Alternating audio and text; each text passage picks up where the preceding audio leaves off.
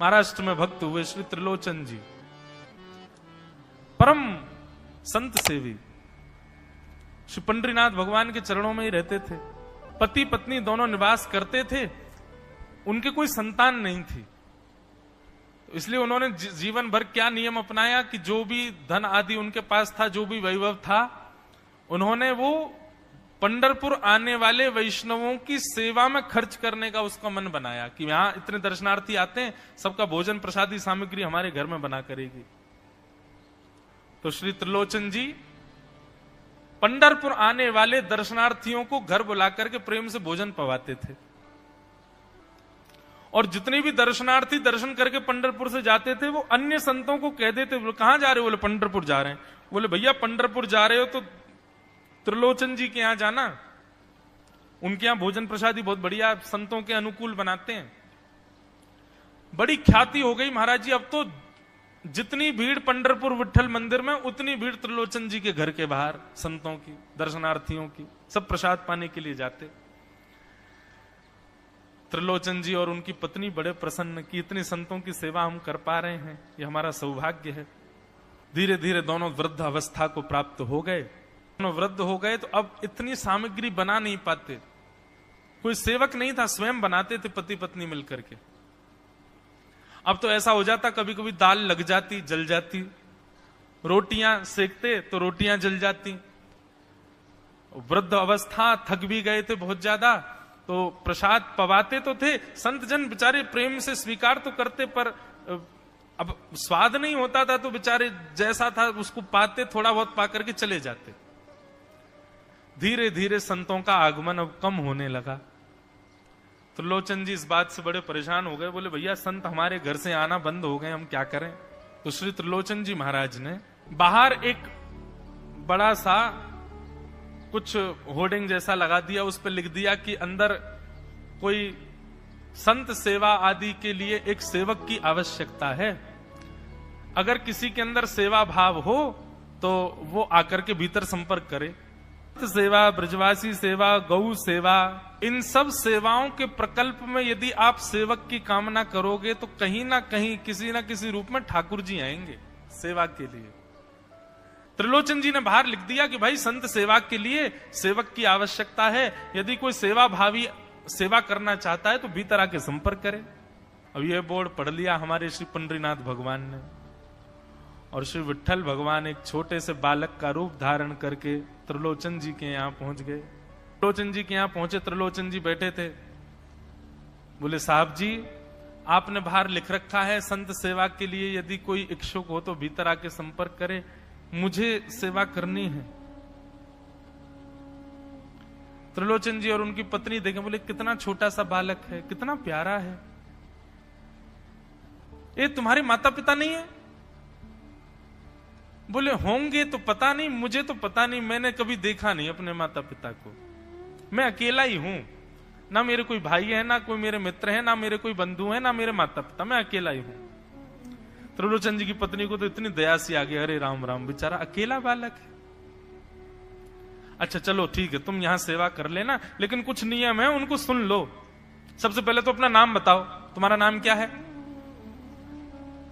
विठल भगवान ही थे, वो तो छोटे से बालक के रूप में गए थे। बोले मेरा नाम है अंतर्यामी। त्रिलोचन जी बोले नाम सुनकर के तो ऐसा लगता है जैसे सच में अंतर्यामी है क्या? अच्छा बेटा अंतर्यामी, सेवा करोगे? बोले ये सेवा करना तो मेरा जन्म जन्मांतर का काम है, मैं यही तो करता हूं।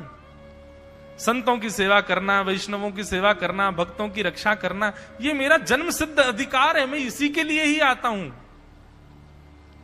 त्रिलोचन जी और उनकी पत्नी एक दूसरे का मुख देख करके बोले, नेक सा बालक है लेकिन बोलता कैसे है?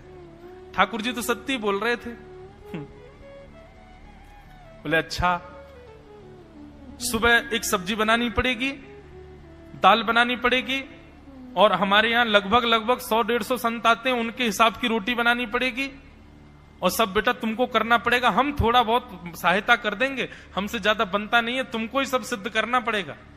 अंतर्यामी भगवान बोले बिल्कुल निश्चिंत रहो, हम खीर भी बनाएंगे, हम रबड़ी भी बनाएंगे, हम रायता भी बना दिया करेंगे, हम 2-4 सब्जी और बना दिया करेंगे। त्रिलोचन जी बोले नेक्स्ट सा बालक, सब जानते हो तुम? बोले हाँ हमको सब आता है, दुनिया का कोई काम नहीं जो हमको नहीं आता हो। और सुनिए, झाड़ू पोंछा बर्तन भी कर देंगे हम। त्रिलोचन जी तो बड़े खुश हो गए, बहुत बढ़िया सेवक मिला यार, ये तो सब काम करता है। लेकिन भगवान बोले लेकिन अब हमारी शर्त सुनो। त्रिलोचन जी बोले तुम्हारी भी शर्त है? बोले हाँ। क्या शर्त है भैया? बोले हमारी पहली शर्त यह है कि हम दुनिया को बना के खिलाएंगे, लेकिन हमको आपको बना के खिलाना पड़ेगा। हम अपने हाथ का बना नहीं पाते, हम आपके हाथ का बना। और ये वास्तविकता है, ठाकुर जी पूरी दुनिया को पवाते हैं, लेकिन स्वयं भक्त के हाथ से बना ही पाते हैं। ठाकुर जी बोले हम सारे संतों को बना के पवाएंगे, लेकिन हम अपने हाथ का बना नहीं पाते, आपको हमारे लिए बनाना पड़ेगा। त्रिलोचन जी की पत्नी बोली छोटा सा बालक, इसका आधे हाथ का तो इसका पेट है, एक रोटी में झिक जाएगा ये, इसके लिए मैं बना दिया करूंगी। ठीक है लला, तू बिल्कुल चिंता मत करो, तुम्हारे लिए भोजन हम बना दिया करेंगे। हमारी एक शर्त और सुन लीजिए। बोले क्या? हम कितना भी खाएं हमको टोकना नहीं कभी कि इतना क्यों खा रहे हो। त्रिलोचन जी बोले भैया हम क्यों टोकेंगे, तुम बढ़िया 2-3 रोटी खा लिया करना।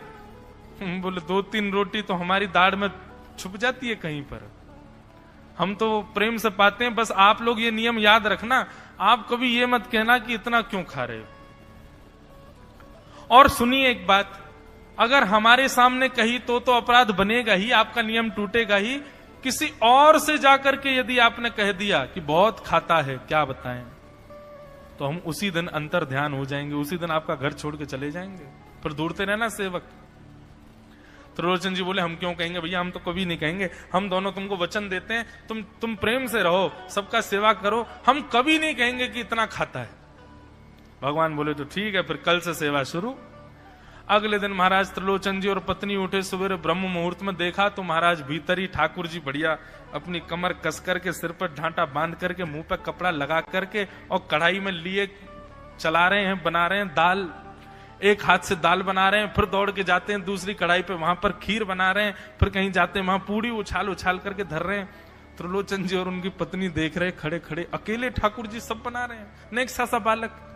8 बजे से संतों की जमात आनी प्रारंभ हो गई, सुबह के समय हो गया।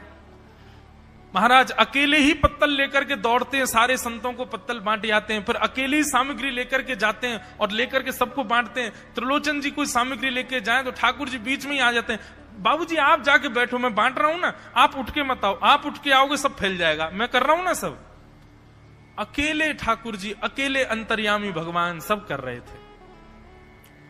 और त्रिलोचन जी और उनकी पत्नी बड़े प्रसन्न, जय हो विठोबा, तेने तो भैया ऐसा लगे साक्षात तुम ही आ गए हो, कितनी कृपा हो रही है, देखो कैसा सेवक मिला है। हमें भली संतान नहीं दी ठाकुर जी ने, लेकिन ऐसा सेवक दिया है जिससे परिपूर्ण आनंद हो गया है। संतों की भोजन प्रसादी हुई, महाराज खूब प्रेम से सब संतों को पवाया, संत भी सब वाहवाही करके गए, बोले वाह त्रिलोचन जी आपके यहां खूब बार पाया, लेकिन आज जैसा प्रसादी हमने कभी नहीं पाई। त्रिलोचन जी बड़े प्रसन्न। सब संत चले गए, भगवान तुरंत पहुंचा लिया है, पूरे फर्श को मार्जन कर दिया, सब बिल्कुल सारी दरी वरी समेट करके रख दी, सब पत्तल आदि सबको व्यवस्थित कराए, सारे बर्तन मांज करके धर दिए, सब बिल्कुल व्यवस्थित करके और आकर के ठाकुर जी सामने बैठ गए। मैया अब सेवा हमारी तो पूर्ण हो गई, अब हमारी पेट पूजा करो, अब आप लगो रसोई में, हमारे लिए बनाओ। वो तो इतने भाव में आ गए, अरे मेरे लाला मैं अभी बना के लाती हूं। सुंदर सुंदर सब्जी बनाई, सुंदर रोटी बनाई, सुंदर खीर बनाई, थोड़ी थोड़ी एक एक दोना, 2-2 दोना मान लो सब्जी बनाई, 2-2 दोना खीर बना दी, 10-5 पूड़ी बना दी, ठाकुर जी की बढ़िया थाली लगाई, थाली लगा करके सामने धर दी। अंतर्यामी भगवान बैठ गए, प्रेम से पाने लगे, पाते जाए महाराज, वो तो खाते जाए, खीर उठा करके पी जाए, सब्जी उठा के पी जाओ, और लाओ मैया भूख लगी है जल्दी लाओ। 10 की 10 पूड़ी एक बार में चट और लेकर के आई, बेचारी देती गई, 10 की पूड़ी और धरवा ली, फिर उनको भी पा गए।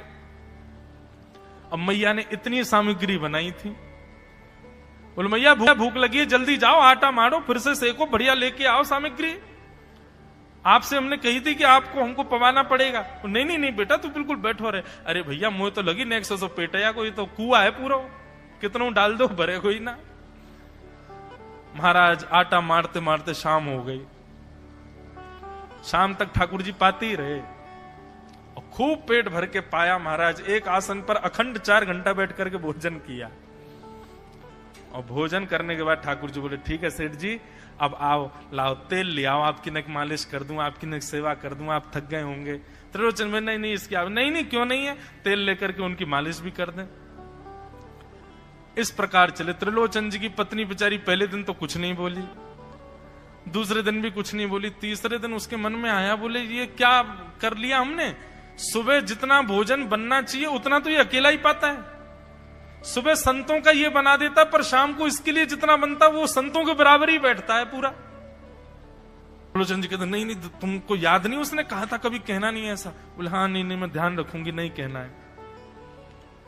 लेकिन अंतर्यामी भगवान तो खूब प्रेम से घर के सारे काम कर रहे हैं उनके। महीना 1.5 महीना बीत गया, खूब आनंद से सेवा चल रही थी। एक दिन त्रिलोचन जी की पत्नी पड़ोस में किसी के पास बैठी थी, तो पड़ोसी तो होते ही हैं सब घर के बात बोलने वाले, उन्होंने कह दी बोले कि आपके घर में तो आजकल बड़ी खुशहाली आ गई है। त्रिलोचन जी को देखा चेहरे पे कैसा तेज आ गया, लाल लाल टमाटर जैसे गाल हो गए उनके। बोले अरे वो आया है ना अंतर्यामी सेवक हमारा, बहुत सेवा करता है, प्रसादी वगैरह सब वही बनाता है, फिर मालिश करता है उनकी, बढ़िया बढ़िया उनके लिए जूस निकालता है, बढ़िया उनको सब भोजन पानी पवाता है, इसलिए इस वजह से त्रिलोचन जी बढ़िया। वो त्रिलोचन जी तो बढ़िया हो गए, तुम सूख गई हो, तुम इतनी पतली दुबली क्यों हो गई, मेरा दुख कौन जाने। वो सबकी सेवा करता है पर अपनी सेवा मुझसे करवाता है। अरे छोटा सा तो है, ऐसे मटक मटक के जाता है, हम तो उसको देखने के लिए खड़े रहते बाहर, कैसे बढ़िया लगता है। कई लोग तो देखने ही आते हैं उसको कि कैसे सब्जी परोस रहा है, कैसे पूड़ी परोस रहा है, कितना सुंदर लगता है। छोटा सा तो है, उसकी क्या सेवा करनी पड़ती है। अरे बहन तुम क्या जानो, 2, 4, 5, 10 किलो आटे की कब कब में रोटियां पूड़ियां खा जाता है चपेट करके, कुछ पता नहीं चलती, पेट है कुआ है समुद्र क्या है पता नहीं चलता है, इतना खाता है इतना खाता है इतना खाता है। 4 घंटे की समाधि पर बैठता है एक साथ, थाली नहीं थाल लगाना पड़ता है उसके लिए, इतना खाता है। जैसे ही कहा इतना खाता है, ठाकुर जी अंतर ध्यान हो गए। शाम का समय, त्रिलोचन जी रोज शाम होते ही बैठते थे, थोड़ी देर कुछ चर्चा आदि करते थे भक्तों की। त्रिलोचन जी ने बुलाया, अंतर्यामी, ओ बेटा अंतर्यामी कहां हो, जल्दी आओ, चलो शाम हो गई है, थोड़ी देर बैठे कुछ सत्संग करें कीर्तन करें। अंतर्यामी नहीं आए, पूरे घर में खोज लिया ठाकुर जी नहीं मिले, रसोई घर में खोज लिया ठाकुर जी नहीं मिले, पड़ोसियों से पूछ लिया नहीं मिले, सब्जी मंडी देख आए ठाकुर जी नहीं मिले, पूरा पंढरपुर देख लिया लेकिन ठाकुर जी नहीं मिले। त्रिलोचन जी बड़े उदास हो गए, पत्नी से कहने लगे पता नहीं कहां चला गया, कहां गया होगा पता नहीं। देवी तुमने उससे ये तो नहीं कह दिया था कि इतना क्यों खाते। बोले नहीं नहीं मैं तो कान पकड़ती हूं, मैं कभी नहीं कहती उससे। बोले किसी और से तो नहीं कहा था ना तुमने, क्योंकि उसने वचन दिया था ऐसा कहोगे तो मैं चला जाऊंगा। बोले हाँ आज एक गलती हो गई, पड़ोसी के पास बैठी थी, उससे बात करते करते मेरे मुख से गलती से निकल गया कि अरे उसके लिए तो बहुत बनाना पड़ता है, 10 किलो आटा खा जाता है, इतना खाता है, तो निकल गया था। समझ गए? बोले ओहो इसीलिए चला गया, उसको पता चल गया कि तुमने कह दिया है तभी चला गया है। त्रिलोचन जी और उनकी पत्नी दोनों श्री पंडरीनाथ भगवान मंदिर के दहली पर जाकर के बैठ गए। जाकर के ठाकुर जी के आगे हाथ फैला करके कहने लगे, बोले नाथ, हे पंडरीनाथ, आपने हमको संतान नहीं दी, पुत्र नहीं दिया, पुत्री नहीं दी जीवन में, हमने कभी उसकी अपेक्षा नहीं की, हमने कभी आपसे शिकायत नहीं की कि हमको संतान क्यों नहीं दी है। पर नाथ, एक सेवक हमारे जीवन में आया और जब से वो सेवक आया हमारे यहाँ संतों की सेवा होने लगी, हमारे यहाँ कीर्तन होने लगा, हमारे यहाँ सत्संग होने लगा, हमारे यहाँ खूब आनंद की उमंग होने लगी। उस सेवक ने हमको आपसे और प्रेम करवा दिया। ठाकुर जी, हम आज आपसे दोनों भीख मांग रहे हैं, हमें कुछ मत दीजिए, आप भी मत मिलिए हमको इस जन्म में, लेकिन हमारे उस सेवक अंतर्यामी को हमको वापस कर दीजिए भगवान, वो जहां कहीं भी हो उसको वापस भेज दो हमारे पास। ऐसा कहकर के रुदन करने लगे, नेत्रों से आंसू गिरने लगे, चरणों में प्रणाम करके श्री पंडरीनाथ भगवान को रुदन करने लगे त्रिलोचन जी और उनकी पत्नी। इतने में ही स्वर सुनाई दिया, बाबूजी। अंतर्यामी का स्वर सुनते ही पीछे मुड़ करके देखा तो पीछे तो कोई दिखा नहीं। अरे इधर देखिए, पीछे कहां देख रहे हैं? वापस से पंडरीनाथ भगवान की ओर देखा तो श्री पंडरीनाथ भगवान की जगह ही अंतर्यामी बालक खड़ा हुआ है, सामने खड़े होकर के उनको आशीष दे रहा है। त्रिलोचन जी तो भाव विह्वल हो गए, बोले कैसी कृपा नाथ आपकी। बोले आप ही थे क्या? बोले तो इतनी अच्छी संत सेवा, इतनी अच्छी खीर, इतनी अच्छी पूड़ी, इतनी अच्छी सब्जी, और आपकी जो सेवा और इतने अच्छे अच्छे सत्संग कीर्तन, ये मेरे अलावा कौन कर सकता है? संतों की सेवा तो मैं ही करता हूं ना। आपने संत सेवा के लिए सेवक मांगा था, इसलिए मैं ही आपके यहां चल करके आ गया। और श्री त्रिलोचन जी पर अद्भुत कृपा करके भगवान ने उनको कृतार्थ